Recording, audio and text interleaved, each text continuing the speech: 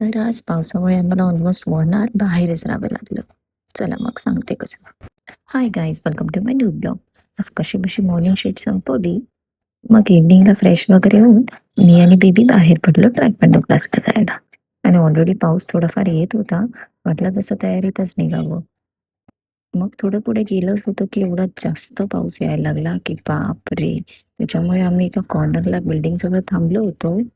म्हणजे almost 45 minutes झाले. पाऊस काय कमी येईनाच आणि आम्ही वेट करून, करून दमलो.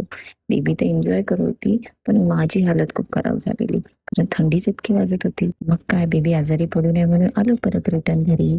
आणि बघताना किती भिजले होते मी पावसामुळे. काही सर्दी लागल्यामुळे पटकन असे फ्रेश झाले. आणि इथे बघा माझ्या बेबीने कसं नेल आर्ट केलं तिचं. मस्त ना?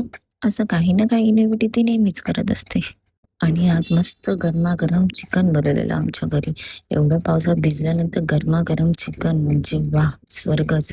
चला मग मी मस्त माझं चिकन एन्जॉय करते. तुम्हाला भेटेल उद्याच्या ब्लॉगमध्ये.